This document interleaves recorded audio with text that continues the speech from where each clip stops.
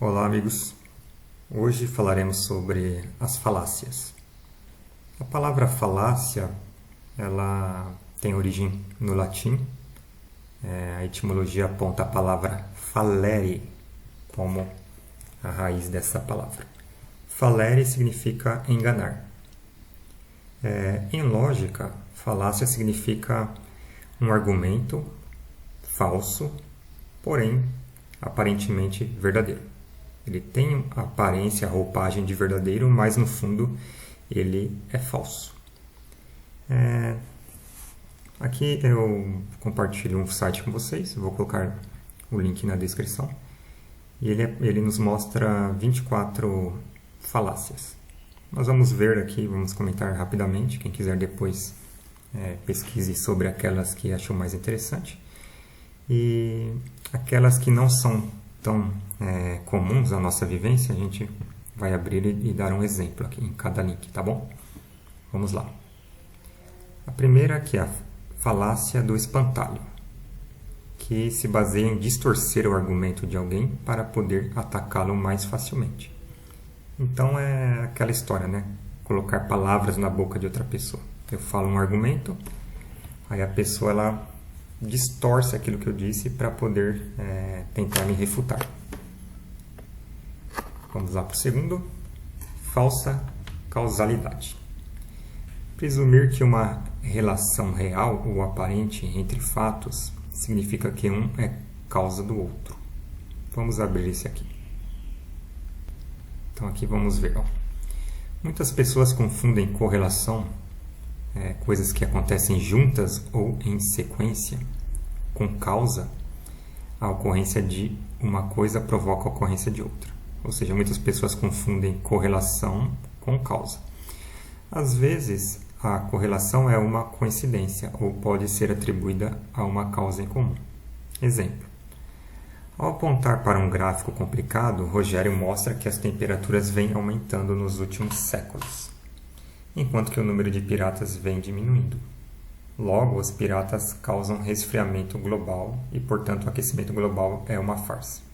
Então, aqui é um exemplo. Uma pessoa relaciona duas coisas como coincidentes, né?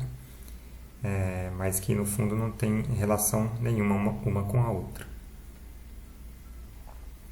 Esse exemplo é bem interessante, né? Assim, se as temperaturas aumentam, então o número de piratas diminui. Então, o cara aqui, ele fala assim, então o inverso, né? Aqui, se eu aumentar o número de piratas, vai ter resfriamento. Mas uma coisa não tem nada a ver com a outra, né? É só uma coincidência. Vamos continuar aqui. Apelo à emoção. Tentar manipular uma resposta emocional ao invés de argumentar de forma válida e convincente. Isso aí é bem comum, né, gente? No meio de uma discussão, a outra pessoa pode chorar pela emoção, falar que sofreu, sei lá o quê. Mas o raciocínio lógico, ele não é emotivo, ele é baseado em argumentos lógicos bem conectados, né? Vamos para o próximo. A falácia da falácia. Interessante aqui que ele usou um fractal aqui no ícone, né? E o fractal é algo recorrente, é iterativo. Não é interativo, é iterativo, algo que usa recorrência. A falácia da falácia. Presumir que, porque uma afirmação foi mal argumentada, ou uma falácia foi cometida, então a afirmação em si necessariamente está errada. Vamos ler essa daqui que não é tão simples, né? É inteiramente possível fazer uma afirmação que é falsa, mas baseá-la em argumentos lógicos. Então eu posso ter um rigor na minha argumentação e no final apresentar algo falso. Ou eu posso fazer uma afirmação verdadeira, mas não ser totalmente ali rigoroso logicamente na construção do meu argumento. Exemplo. Amanda cometeu a falácia do apelo à autoridade, ao justificar que devemos comer alimentos saudáveis, pois uma nutricionista famosa assim o disse. Alicia disse Então que deveríamos, portanto, comer hambúrgueres duplos com bacon todos os dias, pois o argumento de Amanda é falacioso. Então aqui a Amanda ela usou a autoridade de uma nutricionista, falando, tem que comer isso daqui. Aí a Alice ela identificou, você está usando, não citou nenhum fato científico para sustentar o seu argumento. Então você usou uma falácia do apelo à autoridade, usou a autoridade de alguém. A Alicia também falou, então vou fazer o mesmo, né? Eu vou dizer aqui que nós podemos comer hambúrgueres duplos com bacon todos os dias, né? Pois provavelmente vai ter alguém famoso com autoridade que vai dizer isso, né? Então ela usou a falácia, uma falácia baseada em outra falácia. Declive escorregadio. Dizer que se deixarmos que A aconteça, então no final Z vai acabar acontecendo também. E portanto A não pode acontecer. O problema com esse raciocínio é que ele evita de se lidar com o problema que se tem em mãos, transferindo a atenção para os casos extremos. Aqui vocês podem ver, ele pega o A, implica B. Então é o início é A e o final é B, é Z. O B, o C, o D, o meio aqui é desconsiderado, não é justificado, né? Então ele transfere a atenção para os casos extremos. Uma vez que não há prova de que os casos extremos de fato ocorrem, esta falácia tem a forma de um apelo à emoção, ao provocar medo. Efetivamente, o argumento em mãos é injustamente deixado de lado por causa de uma conjectura insubstanciada. Não tem substância. Exemplo, Marcos afirma que se nós permitirmos o casamento entre pessoas do mesmo sexo, em breve estaremos permitindo o casamento de pessoas com seus pais, com carros e até com macacos. Um pensamento semelhante é assim. Marcos afirma que se permitir o casamento gay, então vai ter um momento que teremos poucas pessoas no mundo. Então aí é algo que apela ao medo, né, conforme ele disse aqui. Só que toda a sequência lógica, ela não tem um meio, ela só fica entre a causa e o efeito lá no final. Então, de fato, é algo escorregadio mesmo, né? Que vai do topo para a base. Vamos lá. Ad hominem. Atacar o caráter ou características pessoais do seu oponente com a intenção de enfraquecer seu argumento. Isso é comum também, né? Quando as pessoas, se você fala alguma coisa, as pessoas falam, quem é você para falar? Você é especialista nisso? Às vezes você está falando algo verdadeiro, né? Então, você não pode desconsiderar o que a pessoa diz simplesmente por ela não ser uma autoridade, né? Então, isso aqui se relaciona com a falácia do apelo à autoridade também, né? Vamos lá? Tu quoque. Evitar ter que lidar com críticas ao se voltar contra o acusador. Responder uma crítica com uma outra crítica. Então aqui você transfere o problema. O cara chega com um argumento para você, aí você devolve com uma crítica. Tipo, sem argumentar aquilo que ele direcionou para você, né? Vejamos esse aqui com mais detalhes. Pronuncia-se tu quoque, literalmente traduzido como você também. Esta falácia é conhecida como apelo à hipocrisia. É comumente empregada como uma manobra para desviar o foco de uma conversa, abdicando-se da defesa de um argumento ou resposta a uma acusação. Ao invés disso, coloque seu foco contra a pessoa que está fazendo a crítica. Exemplo, Nicole identificou que Hannah cometeu uma falácia lógica, mas ao invés de buscar melhorar suas afirmações, Hannah acusou Nicole de ter cometido uma falácia logo no início da conversa. Um exemplo que me vem à mente é aquele caso dos pais, né, que querem educar seus filhos. Aí o filho fala, o pai chega pro filho e fala: filho, não fume. Aí o filho fala: mas você fuma também. Eu acho que relaciona-se com isso aqui também. Vamos aqui, ó, incredulidade pessoal. Achar que alguma coisa é difícil de entender ou não sabe como funciona. Então acreditar que provavelmente não deve ser verdade. Vejamos aqui. Assuntos complexos, tais como evolução biológica por meio de seleção natural, necessitam de alguma compreensão antes de alguém poder fazer alguma avaliação sensata sobre tal assunto. Esta falácia é normalmente usada por quem não compreende o assunto. Exemplo: Mateus explicou para Carlos como funciona a evolução biológica através da seleção natural. Com desdém, Carlos fez um desenho de um homem e um peixe e perguntou se Mateus realmente achava que éramos estúpidos o suficiente para acreditar que um peixe de alguma forma se transformou em um ser humano por meio de ações aleatórias acontecendo ao longo do tempo. Então aqui foi utilizada bastante nessa falácia aqui nesse tempo aqui de bolsonarismo no Brasil, né? A anticiência, né? Esses exemplos aqui descrevem bem o que ocorreu. Defesa especial. Mudar as definições prévias ou criar exceções quando seu argumento foi mostrado falso. Humanos são criaturas engraçadas que possuem uma aversão tola a estarem errados. Ao invés de apreciar os benefícios de ser capaz de mudar de ideia através de uma melhor compreensão, muitos inventarão maneiras de se apegar às velhas crenças.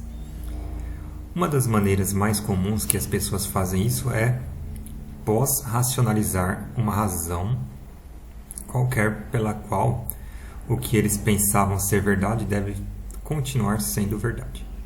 Geralmente é muito fácil encontrar uma razão para acreditar em algo que nos convém, e é necessário ter integridade e genuína honestidade consigo mesmo para examinar nossas próprias crenças e motivações, sem cair na armadilha de justificar a maneira pela qual nós enxergamos a nós mesmos e o mundo à nossa volta.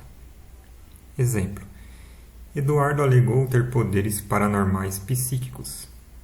Quando estes poderes foram testados em condições científicas adequadas, as habilidades não se manifestam. Eduardo se explicou dizendo que era preciso ter fé em suas habilidades para que elas funcionassem. Então aqui no final ele inseriu aqui conforme a definição inicial, não, mudou as definições prévias. Então a definição prévia dele não falava nada em ter fé. E no final ele inseriu isso aí para tentar se justificar.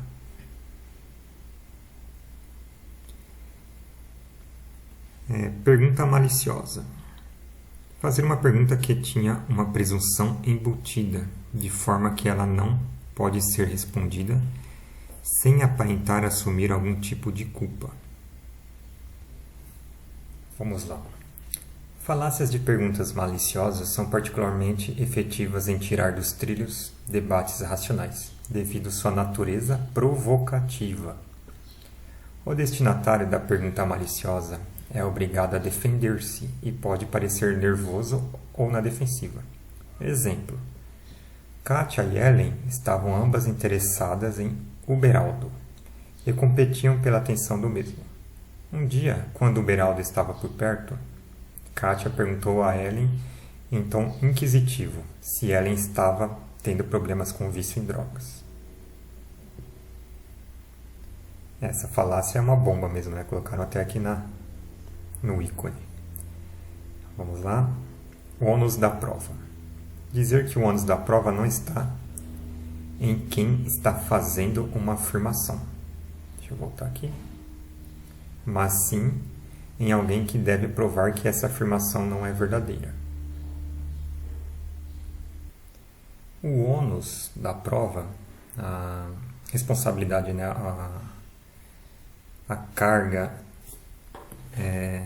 da prova está em quem está fazendo uma afirmação. e não em alguma outra pessoa que precise refutar essa afirmação. A inabilidade ou desinteresse em refutar uma afirmação não torna essa afirmação válida, nem lhe dá qualquer tipo de credulidade. Então aqui, se alguém diz alguma coisa e eu não, por inabilidade ou desinteresse, não refutar a afirmação, isso não quer dizer que ela seja válida, né? Porém, é importante notar que nunca podemos estar completamente certos de algo, e devemos atribuir valor a qualquer afirmação com base na evidência disponível. Descartar algo por não estar provado, além de toda e qualquer dúvida, também é um raciocínio falacioso. Vejamos aqui um exemplo. Bernardo declarou que uma xícara está, neste exato momento, em órbita ao redor do Sol, entre a Terra e Marte. E, uma vez que ninguém pode provar que ele está errado, então sua afirmação é válida. Então aqui o Bernardo ele transferiu, né, a responsabilidade. Ele fez uma afirmação aqui absurda. Ele falou, vocês que têm que provar que isso está errado, né, que não tem. Ele sabe que é algo experimentalmente muito difícil de ser feito, né? Então ele usa isso como subterfúgio para tentar validar essa afirmação absurda. Continuemos. Ambiguidade. Utilizar um duplo sentido ou ambiguidade na linguagem para deturpar a verdade. Vejamos o exemplo aqui. O juiz perguntou ao réu por que ele tinha afirmado anteriormente nunca ter ligado para o empreiteiro, sendo que as provas mostravam na gravação de uma ligação. O réu então se justificou, dizendo que tinha usado as palavras "nunca liguei para ele", no sentido de nunca dei importância a ele, e não no sentido de nunca telefonei para ele. Então, o cara aqui foi escorregadio, né? Falácia do apostador. Dizer que eventos reincidentes ocorrem em fenômenos estatisticamente independentes, que não têm relação com o outro, como os giros de uma roleta. Essa aqui tem base probabilística, né? Vamos ver aqui.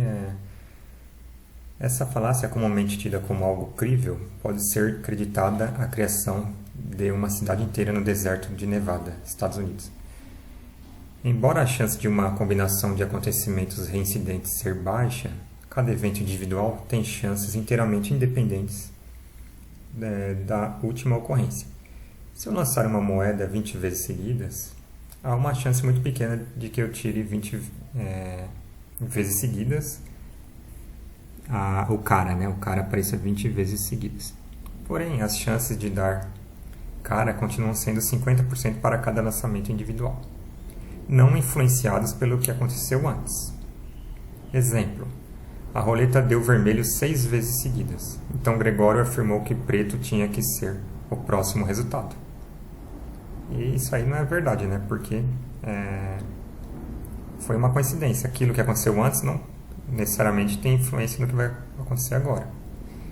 Então aqui, passando por uma versão financeira do fenômeno de seleção natural, ele acabou perdendo todas as suas economias. Então aqui é piadinha, né?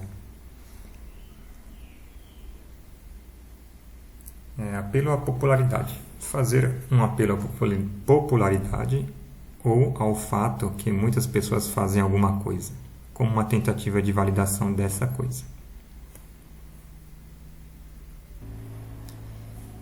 Então aqui ele dá o exemplo aqui, se isso fosse uma lei, né? Então era para a Terra realmente ser plana, porque durante boa parte da história, a grande maioria das pessoas tinham a ideia de que a Terra era plana. Então o fato é que essas pessoas estavam quase 100% todas erradas, né? Na era medieval. Composição e divisão. Presumir que uma parte de uma coisa precisa se aplicar ao todo, ou que o todo necessariamente deve aplicar-se às suas partes. Vejamos esse exemplo. Daniel era uma criança precoce e possuía um interesse por lógica. Ele raciocinou que átomos são invisíveis e que ele é composto de átomos, logo é invisível também. Infelizmente, apesar de suas habilidades de raciocínio, ele perdeu o jogo de esconde-esconde. É porque ele não é invisível, né? Então, nem sempre uma característica da parte se aplica ao todo, nem vice-versa. Escocês de verdade. Fazer o que pode ser chamado de um apelo à pureza como uma forma de descartar criticismos relevantes ou falhas em seu argumento. Nessa forma de raciocínio falho, a crença de alguém torna-se infalciável, porque, independente do quanto a evidência for convincente, este pode simplesmente mudar as regras do jogo para que não se aplique a um exemplo supostamente verdadeiro. Esse tipo de pós-racionalização é um modo de evitar criticismos válidos no argumento de alguém.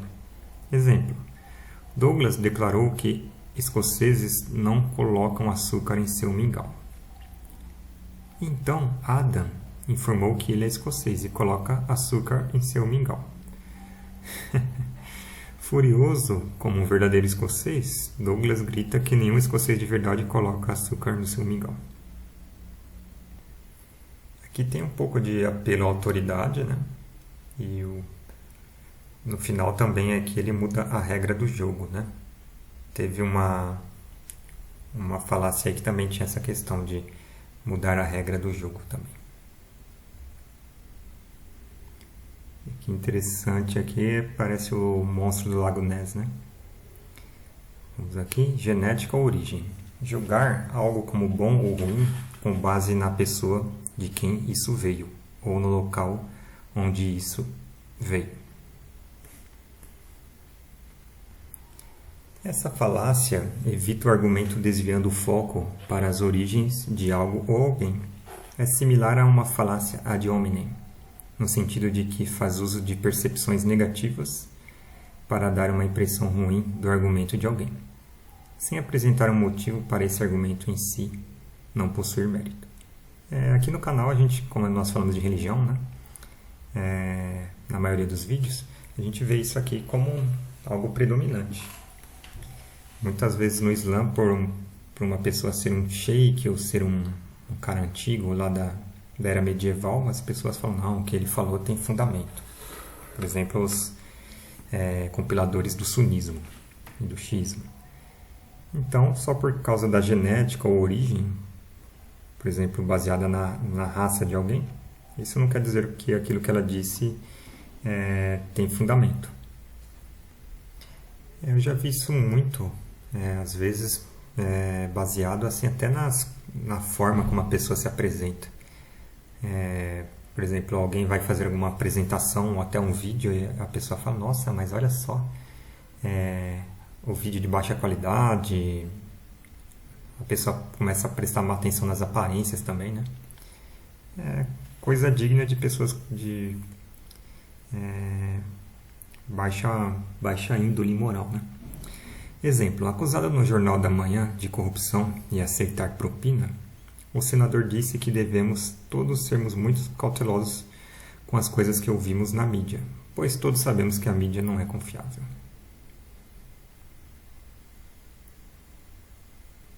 Isso aqui foi usado bastante pelo Bolsonaro, né, nas últimas eleições aí. Agora é falsa dicotomia.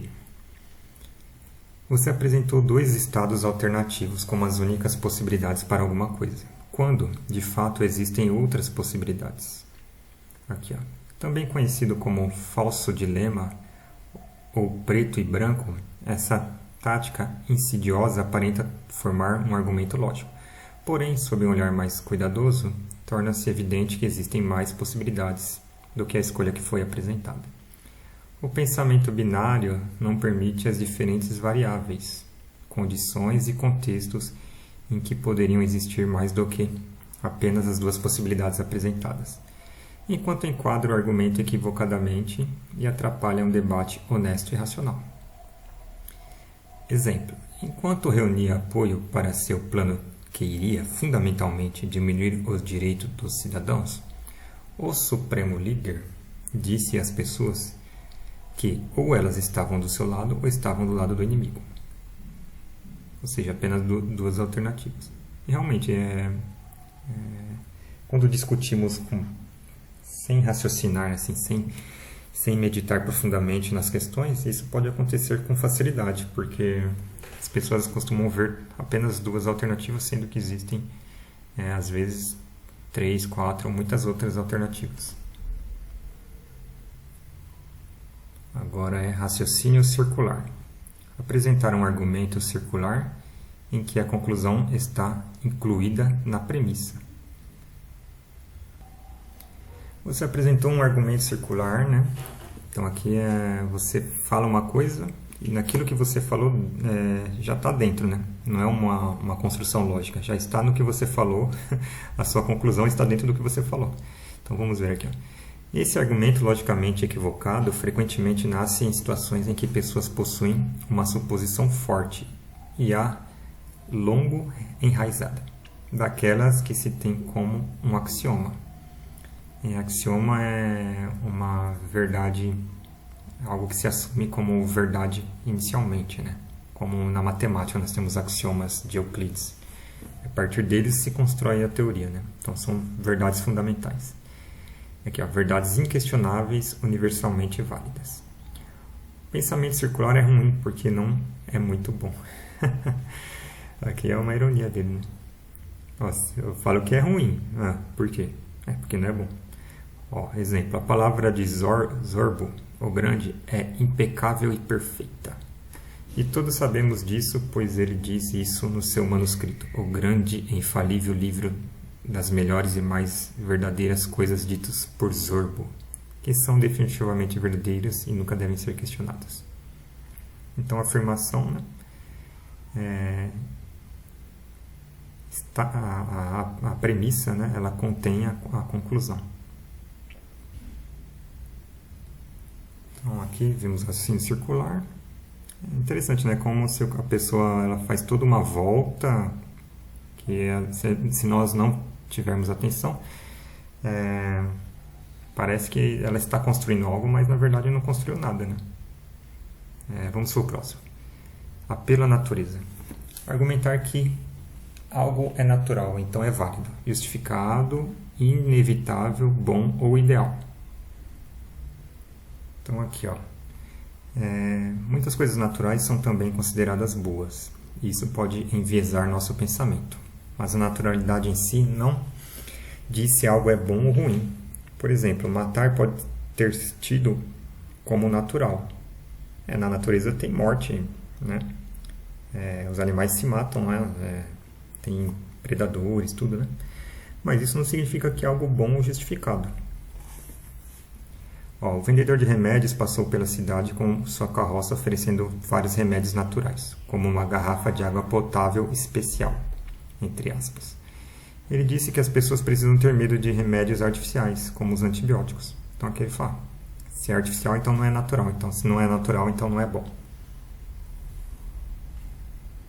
Mas como o exemplo aqui da morte, né, matar, devemos concordar que não é algo bom, mas está presente na natureza, né? Pelo menos entre nós, seres humanos, não é algo bom. Falácia anedótica. Utilizar uma experiência pessoal ou exemplo isolado, ao invés de um argumento sólido ou evidência convincente. É frequentemente mais fácil para as pessoas crerem no testemunho de alguém, em vez de compreender dados complexos e variações ao longo de um contínuo. Medidas quantitativas científicas são quase sempre mais precisas do que percepções ou experiências pessoais. Mas a nossa tendência é de acreditar naquilo que nos é tangível ou a palavra de alguém que confiamos, ao invés de uma realidade estatística mais abstrata. Exemplo. Josué disse que tudo é bem e tal, mas o seu avô fumou tipo uns 30 cigarros por dia e viveu até os 97. Isso aqui é comum, né?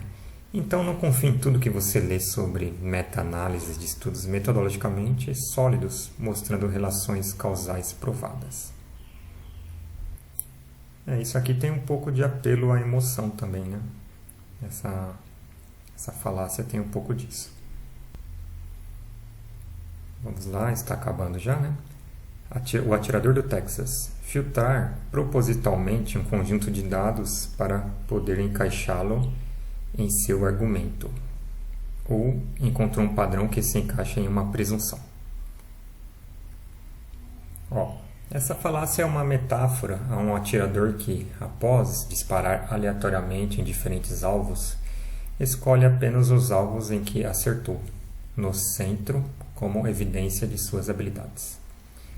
Neste caso, se o atirador tivesse usado todos os alvos como uma análise de sua perícia, teria se mostrado menos habilidoso. Então aqui o cara errou mais do que acertou, né? Além disso, padrões podem aparecer naturalmente por acaso, sem indicar necessariamente que existe uma relação entre os dados. Exemplo: um fabricante de refrigerante mostra que dos 5 países onde sua bebida é mais vendida, 3 deles estão entre os 10 países mais saudáveis do planeta, e por isso seus refrigerantes são saudáveis. Isso aqui nada mais é do que manipulação de dados, né? E essa falácia ela se relaciona com aquela que nós vimos no início, né? Que é a falsa causalidade. Uma coisa que você conclui a partir de algo não muito bem embasado. Por fim, a falácia do meio termo. Afirmar que algo é verídico, pois é a média entre outras possibilidades. Ou que a verdade tem que estar no exato centro entre diferentes possibilidades.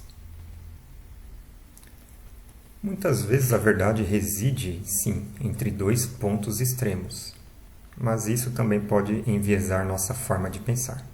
Algumas vezes uma coisa é simplesmente falsa e um compromisso com ela é também falso. Meio caminho entre uma mentira e uma verdade ainda é uma mentira. Exemplo: André leu que o cientista Efigênio provou que vacinas causam autismo. Mas também leu que o cientista Eustáquio provou que vacinas não causam autismo. André então concluiu que metade das vacinas causam autismo. Então é isso, gente. Eu vou deixar o link na descrição. Eu achei interessante compartilhar com vocês porque no dia a dia, com a velocidade com que nos expressamos, conversamos e até mesmo lemos, muito disso aqui passa, né? Por exemplo, dentro da área de educação ou na academia, as pessoas costumam utilizar bastante o argumento de autoridade, né? A falácia da autoridade. Quando você fala alguma coisa, as pessoas falam: mas quem é você, né? Agora, quando você fala: foi Paulo Freire disse, ou foi um nome em outro idioma, normalmente as pessoas até dão mais crédito àquilo que você disse de acordo com as referências que você cita. E você cita referências e não cita nem os argumentos que essas referências, essas pessoas disseram, né? Por exemplo, aqui, Plato, Sócrates, Aristóteles. Então, aí você fala: foi Sócrates que disse. Então as pessoas: então é verdade. Porém, se vocês lerem lá a estruturação lógica que Sócrates propôs, ele fez algo que ele mesmo admite que foi aleatório, né? Ele catou conforme sua vontade aquilo que ele achava que dava para formalizar, ajudar a formalizar a linguagem e a lógica. Então devemos ser muito criteriosos, né, para não incorrer nesses erros sutis. Alguns são sutis e alguns são óbvios, até as pessoas notam ali no momento, né? Mas dentre esses que nós vimos aqui, muitos temos que ter atenção. Salam, até a próxima.